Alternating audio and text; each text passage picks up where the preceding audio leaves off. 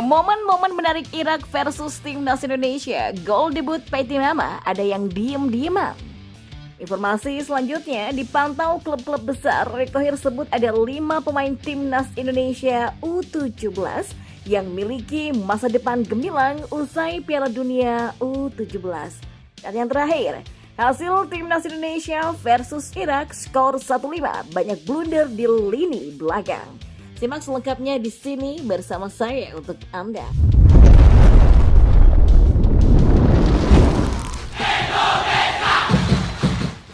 Ya, ada beberapa momen menarik yang tercipta di laga Irak versus Timnas Indonesia di laga perdana putaran kedua kualifikasi Piala Dunia 2026 Grup F di Basrah International Stadium. Timnas Indonesia lebih banyak bertahan di babak pertama, meski demikian mereka tak bisa membendung serangan dari Irak. Irak bisa mencetak 2 gol lewat Bashar Rashan dan bunuh diri Jordi Amat, namun Indonesia bisa memperkecil ketertinggalannya melalui Sheini Patinama. Ya, pada menit ke-8 Irak mencoba menyerang dari sayap kiri, bola dikuasai oleh Bashar Rashan, ia dikawal ketat oleh Asnawi Mangku Alam. Asnawi pun begitu ngotot berebut bola dengan menggunakan kekuatan fisiknya.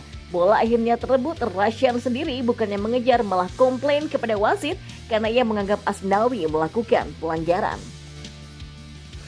Ya, pada menit ke-20 Irak akhirnya mencetak gol. Mereka menjebol gawang Timnas Indonesia lewat tembakan Bashar Rashan. Ia melepas tembakan mendatar terarah dari dalam kotak penalti. 2 pemain Indonesia tak bisa menahan tembakannya. Rashan kemudian melakukan selebrasi. Ia terlihat memberikan kode dengan tangan kanannya. Kode itu adalah kode untuk tutup mulut, entah kode itu ia tujukan untuk siapa. Ya, menit ke-35 Irak menyerbu pertahanan Indonesia. Mereka menekan dari half space kiri. Bola awalnya dikuasai oleh Bashar Rashan, ia pun kemudian memberikan bola pada Ali Jasim. Ali kemudian mengirimkan umpan ke dalam kotak penalti. Bola operan itu coba diintercept oleh Jordi Amat dengan tandukan kepalanya. Sayangnya posisinya kurang tepat untuk bisa menyundul bola dengan sempurna. Jadinya ia malah mengarahkan bola masuk ke gawang sendiri. Sial sekali. Nah, di menit ke-38 pertahanan Indonesia mendapatkan bola. Si kulit bundar dikuasai oleh Rizky Ridho. Namun bola bisa direbut oleh lawan. Ridho kemudian coba merebut bola kembali dan mengejar maju sampai ke tengah lapangan. Bola saat itu dikuasai oleh bek Irak, Merkas Doski. Lalu Ridho menabrak tubuh Doski dengan keras sampai Doski terjerembab jatuh. Doski langsung menunjukkan ekspresi marah dan berusaha melabrak Ridho. Tapi pemain di sekelilingnya langsung berusaha melerai keduanya. Ya, pada menit ke-45+2, Timnas Indonesia mencoba menyerang dari flank kiri.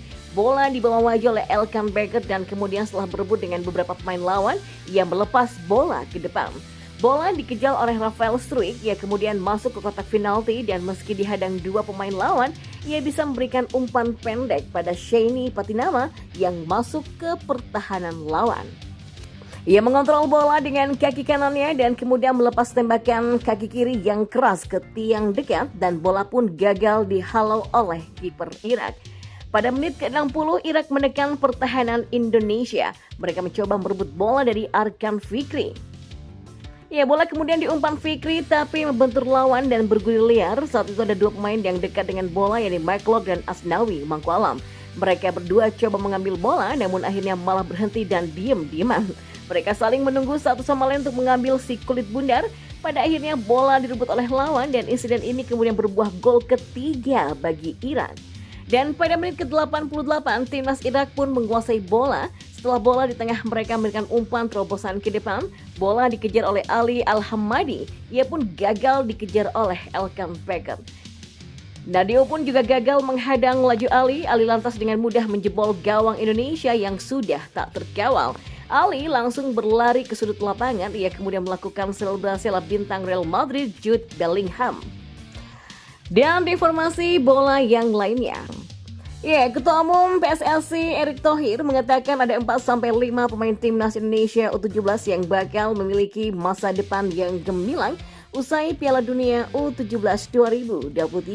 Ia pun mengatakan hal itu bukan dari opini pribadinya, melainkan dari orang-orang yang handal dalam menemukan bakat-bakat pesepak bola muda alias talent scouting yang datang dari sejumlah klub besar Eropa. Menurut pemaparan Eri, Piala Dunia U17 2023 yang digelar di 4 kota di Indonesia tersebut dihadiri banyak talent scouting atau pencari bakat dari klub besar. Yang mengambil contoh ada pencari bakat dari Inter Milan dan Atlanta yang hadir di Piala Dunia U17 2023. Ya, para pencari bakat dari berbagai klub tersebut pun juga melihat penampilan anak buah Bima Sakti selama berjuang di grup A Piala Dunia U17 2023. Dari dua laga yang sudah dimainkan, yakni imbang 1-1 kontra Ekuador U17 dan saat seri 1-1 dengan Panama U17, Erick Thohir menyebut setidaknya ada 5 punggawa Garuda Asia yang berpotensi menjadi bintang Indonesia di masa depan. Erick Thohir tak memberikan penjelasan lebih jelas apakah potensi calon bintang itu karena bermain di klub Eropa atau tidak. Satu hal yang pasti, kelima pemain yang dimaksud punya masa depan gemilang karena permainan apiknya selama tampil membela Garuda Asia di Piala Dunia U17 2023. Di sini Piala Dunia U17 2023 ada scouting Inter Milan, Atlanta dari klub-klub besar banyak. Mereka lihat kalau U17 ini justru untuk scouting itu jauh lebih diperlukan dibandingkan U20. Karena U20 rata-rata sudah main di klub-klub besar dan U17 ini masih berpotensi main di klub-klub. Jadi mereka melihat U17 ini menjadi sesuatu yang bisa jadi menjadi perekrutan awal, kata Erick Thohir. Dan di informasi bola yang terakhir, nama Ragnar Oratmangun kembali mencuat sebagai salah satu pemain yang bakal dinaturalisasi oleh PSSI untuk memperkuat timnas Indonesia.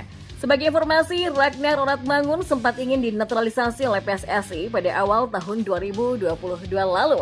Namun, kala itu pemain berusia 25 tahun tersebut hanya pemain cadangan yang dilirik oleh Sinteyong. Awalnya ada 4 pemain yang diincar oleh Sinteyong untuk dinaturalisasi. Mereka adalah Sandy Wallace, Jordi Amat, Miss Hilgers, dan juga Kevin Dix. Hanya saja Kevin Dix tidak memberikan responnya, sehingga muncullah Ragnar Oratmangun guna menggantikan posisi Kevin Dix. Akan tetapi proses tersebut tak pernah terrealisasi tanpa diketahui alasan pastinya.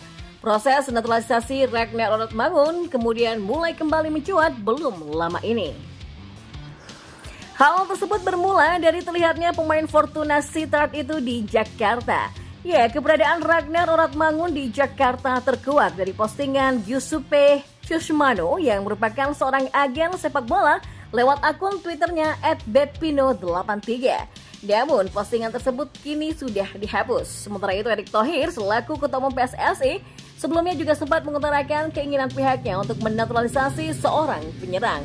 Tentu, ini semakin memperkuat kabar proses naturalisasi Ragnar Oratmangun yang akan kembali dilanjutkan. Seperti yang diketahui, Ragnar Oratmangun merupakan pemain yang berposisi sebagai winger. Kami terus mengadakan pendekatan, sedang mencari pemain tambahan di posisi penyerang. Mudah-mudahan nanti 2 minggu ada kabar yang bagus, kata Erick Thohir pada Rabu 8 November lalu.